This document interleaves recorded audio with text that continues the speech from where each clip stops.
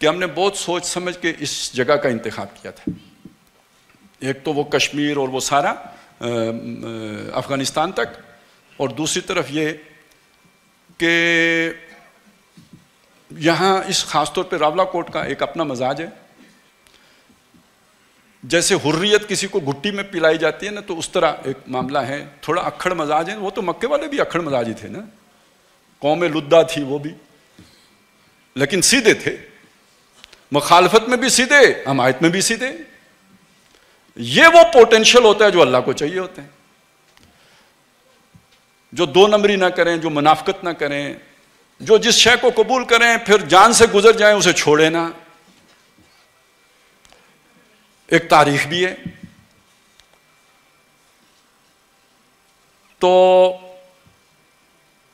میرا خیال ہے اس میں تو اللہ تعالیٰ نے ہمیں بہت کامیابی دی ہے کہ خاصی جو ہے نا کامیابی سے یہ پیغام یہاں کے لوگوں تک پہنچ گیا ہے. اب یہاں کے ہمارے مقامی ساتھیوں کا کام ہے، اور جن تک پہنچا ہے ان کے سوچنے کی بات ہے کہ آگے اس کو کیسے لے کے چلنا ہے.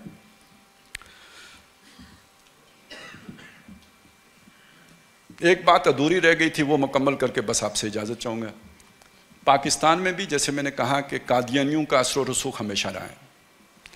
قادیانیوں کی ہمیشہ کشمیر پر نظر رہی ہے. میں نے ایک چیز آپ کے سامنے رکھی تھی کہ وہ انہوں نے ایک نصب کیا ہے رنجیت سنگھ کا مجسمہ لا کے وہاں پہ. رنجیت سنگھ کی حکومت کی بھی بات ہوتی ہے.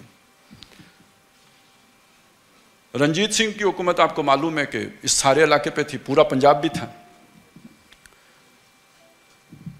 ایک پلین تو وہ ہے جس میں پنجاب علیحدہ ہے، کشمیر علیحدہ ہے، پختونستان علیحدہ ہے.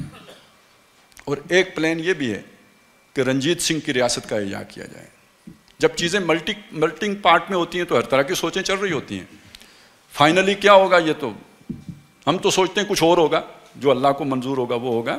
لیکن یہ کہ جو بھی شیطان سوچ رہے ہیں وہ میں آپ کو بتا رہا ہوں. ہمارے اس ملک میں جو بھی شیطان صفت جو عالمی طاقتیں ہیں ان کے نیچرل الائی قادیانی بنتے ہیں. ان کی جو یہاں کے مسلمانوں سے دشمنی ہے، نفرت ہے، بیزاری ہے، اور جو ان کے ایجنڈے ہیں ان کی تنفیذ کے لیے وہ ان کے ہمیشہ ہراول دستے کے طور پر رہے ہیں. اور کشمیر کے بارے میں ہمیشہ ان کی نظر بد رہی ہے. میں نے حوالہ دیا تھا کہ آپ شیخ عبداللہ کی کتاب جو ہے آتش چنار وہ پڑھ کے دیکھیں، اس میں بھی یہ حوالہ موجود ہے.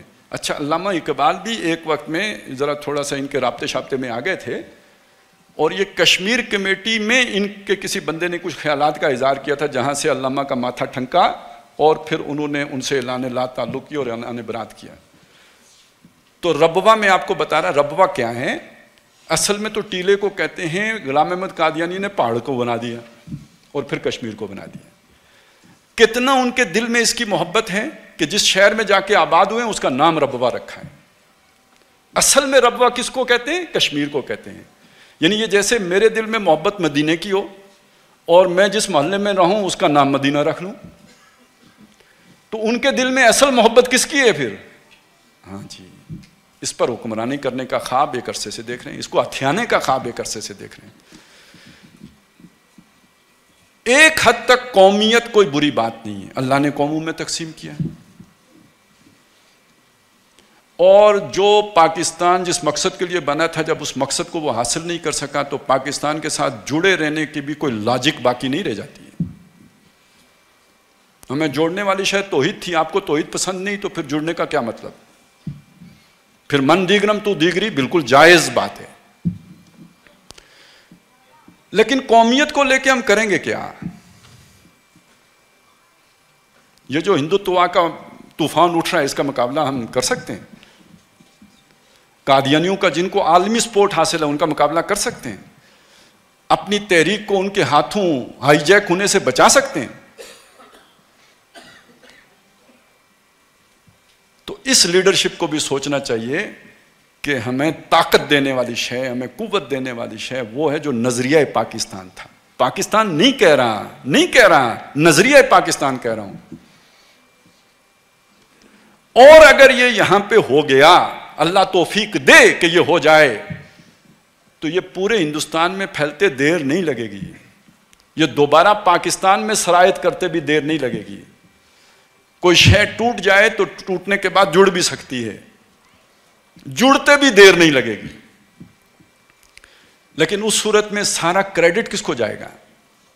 اس پورے علاقے کی قسمت بدلنا اور تقدیر بدلنے کا کریڈٹ کس کو جائے گا؟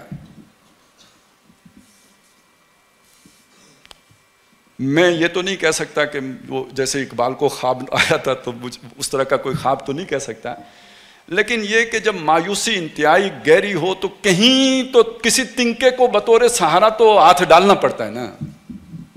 چلیں یوں کہہ لیجیے, دو جگہوں سے امید ہے اس پورے خطے کی تقدیر بدلنے کی, ایک افغانستان اور دوسرا کشمیر.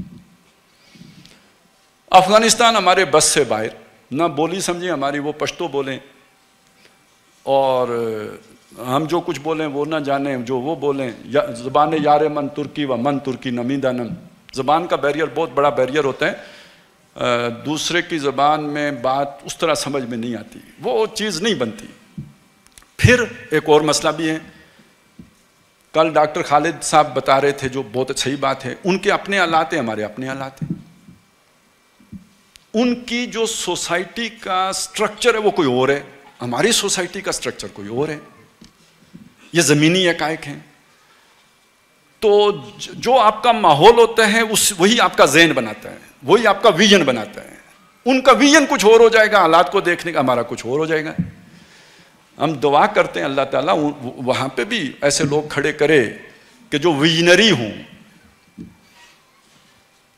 یا یہ کہ جو اقبال سے واقف ہوں, مولانا مودودی سے واقف ہوں, ڈاکٹر صاحب سے ڈاکٹر اسرار احمد سے واقف ہوں. یہ امت کے لیے بہت بڑھیا بات ہو جائے گی. لیکن یہ سب اللہ کے اختیار, ہمارے بس میں وہاں جا کے ہم کیا کر سکتے ہیں؟ کچھ نہیں کر سکتے.